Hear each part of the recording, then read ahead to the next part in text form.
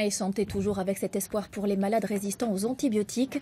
Et si la phagothérapie était davantage encouragée dans notre pays? Cette technique de soins utilise des phages, des virus qui deviennent guérisseurs.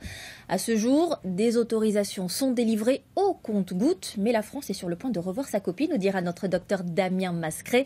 D'abord ce reportage à Lyon où 7 patients ont été traités par phagothérapie ces 2 dernières années.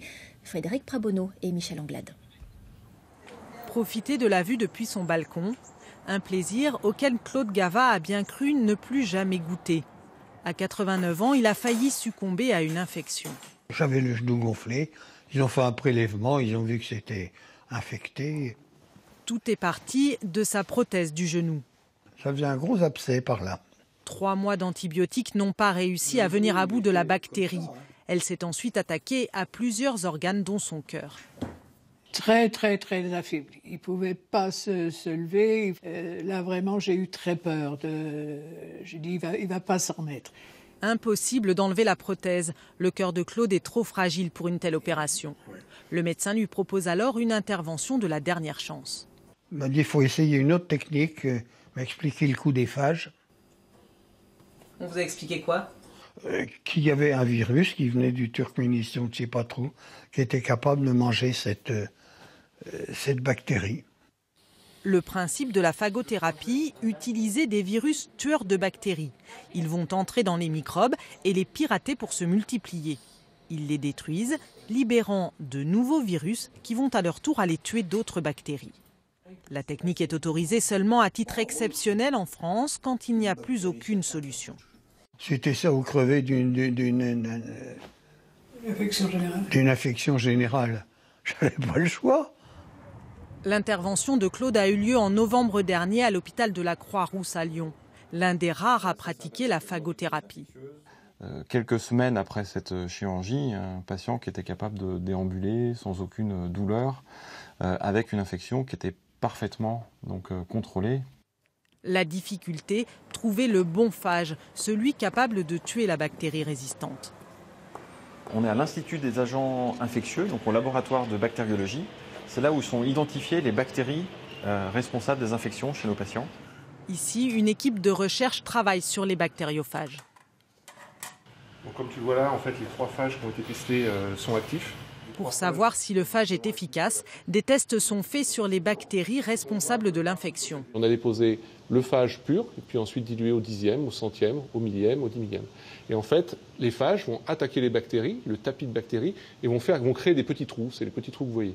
La bactérie n'est plus présente, elle est morte. Alors on a des patients pour lesquels on se retrouve avec, on teste 1, 2, 3, 10 phages, 20 phages, et parfois il n'y en a que 1 sur les 20 qui vont marcher, ou parfois, pour certains patients, aucun des phages qui étaient disponibles chez nous n'était actif.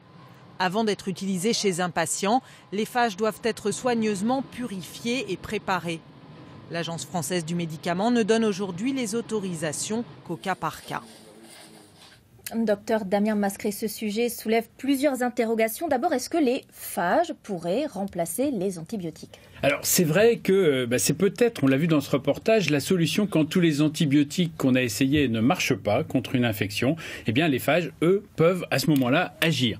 Alors on sait aussi qu'il y a de plus en plus de résistance aux antibiotiques dans le monde. Et en France, pour vous donner un chiffre, eh bien il y a chaque année plus de 12 000 personnes qui décèdent d'infections avec des bactéries comme ça multirésistantes. Donc oui, c'est possiblement une solution. Alors avec quand même 2 petits bémols. Le premier, c'est que il peut y avoir aussi des résistances à ces phages. Donc il faudra les utiliser avec prudence. Et puis on l'a vu aussi, c'est pas facile à produire des phages. Donc je dirais plutôt que ça remplacera pas les antibiotiques, mais ça pourrait venir les compléter. Et dans quel cas, par exemple, alors ? Alors d'abord dans les infections osseuses chroniques, c'est-à-dire des infections qui se prolongent, dont on voit pas le bout, en particulier quand il y a eu des prothèses de hanches ou de genoux. Alors heureusement c'est rare, mais quand ça arrive c'est quand même bien embêtant. Et puis également dans les brûlures étendues, parce que tant que le corps n'a pas refabriqué de la peau, il y a un risque d'infection qui est important. Puis enfin dans les infections chroniques qui se répètent, où on doit utiliser souvent des antibiotiques, c'est le cas par exemple dans la mucoviscidose, infection pulmonaire, mais ça peut être aussi le cas pour les otites à répétition ou les prostatites. Eh bien, dans ces cas-là, là aussi, on va voir ce que vont dire les autorités. Justement, les autorités, elles sont en train d'évoluer. Elles pourraient encourager la phagothérapie? Oui, c'est vraiment ça qui est nouveau, c'est qu'on attend dans quelques jours une autorisation temporaire d'utilisation. Ça veut dire que avant même l'autorisation de mise sur le marché, comme pour les médicaments, eh bien, il y a une phase un petit peu d'observation pendant laquelle les autorités vont évaluer la situation. Ils vont dire précisément dans quel cas on a le droit de s'en servir. En tout cas, ça restera du cas par cas.